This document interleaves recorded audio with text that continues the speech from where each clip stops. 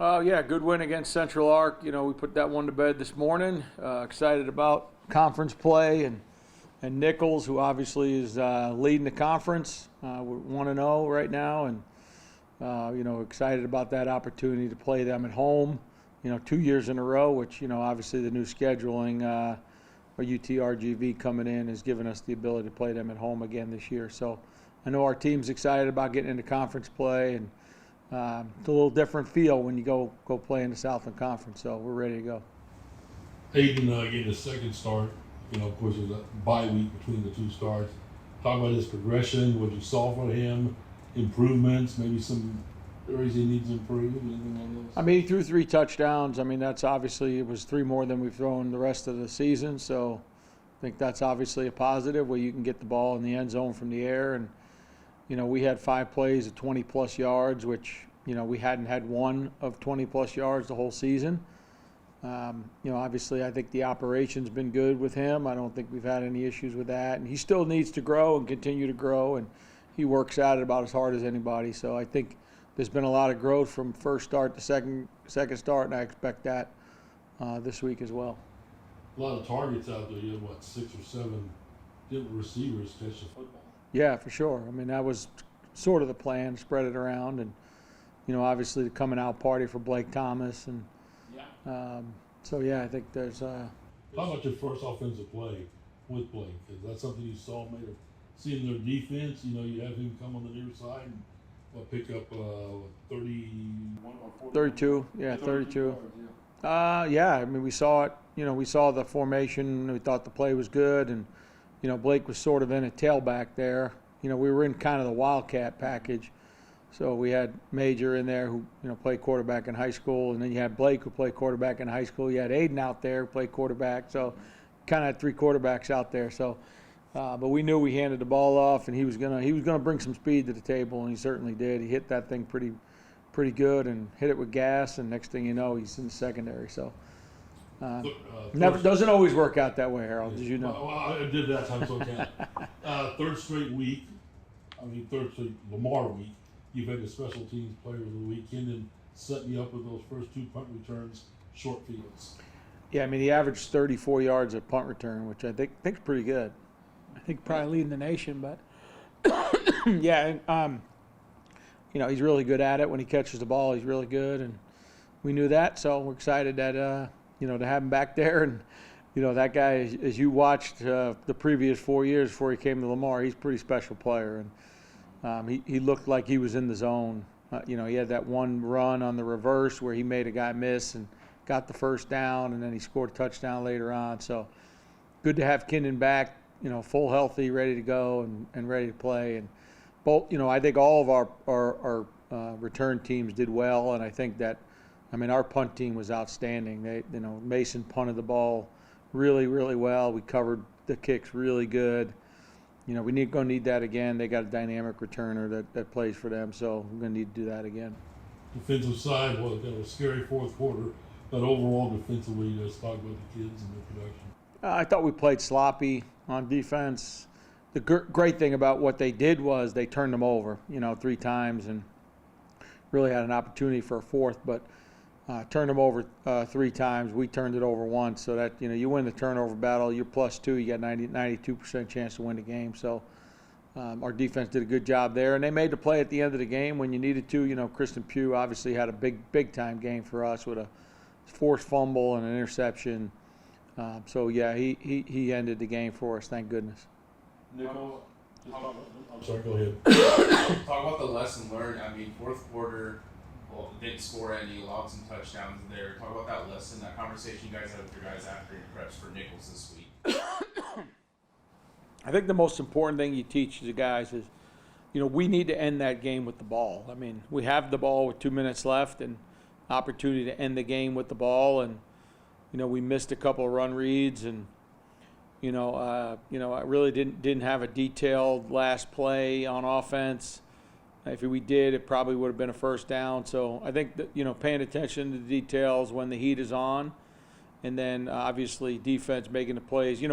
On that drive where they came within 3 points, I don't know if you guys knew this, they converted a 3rd and 17 on a scramble play, which, you sack them there, which we had them pretty much sacked, and the guys inside didn't hold their rush lanes.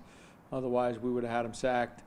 You do that, and then obviously it's a different ball game. So you got to convert the plays when they're there to do it. We didn't do a good job of that, so as coaches, we got to get that cleaned up.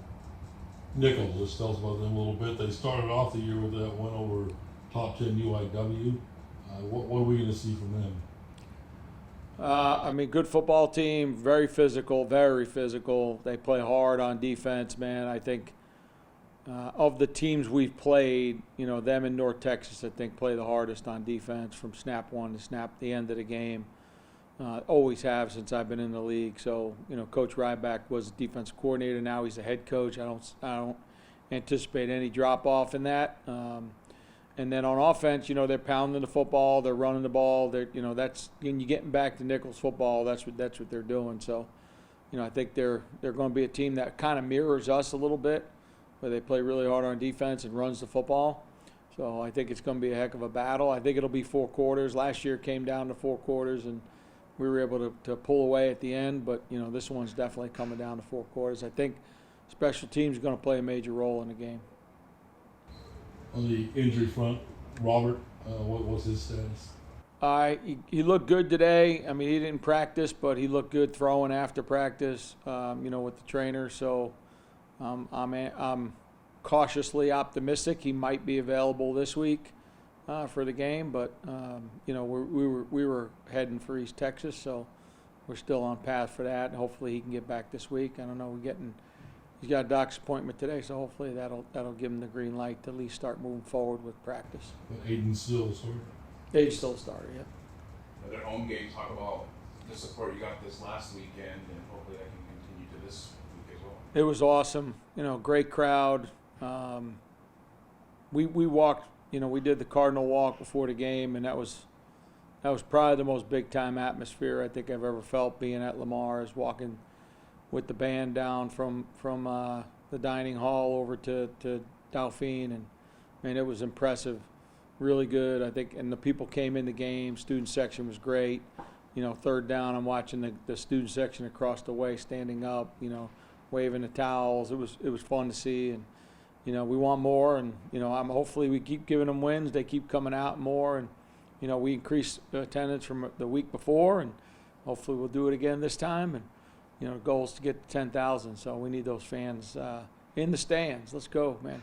Great, and it's 3 o'clock, so no reason not to be out there. The Cardinal walk, you talk about that. It gets you going. Does it get the guys going as well? Does it fire them up? If it didn't, I don't know. Maybe they don't have a pulse. I don't know. But that was his big time. And I'd done this at Rutgers, and I'd done it at Vanderbilt, and that was as good a pregame walk as I've been involved. And I haven't been to the Grove yet at Ole Miss or any of those, but that was pretty impressive and really fun to be a part of as a head coach. And hopefully our guys felt it. I haven't talked to them about it yet, but that was pretty big time.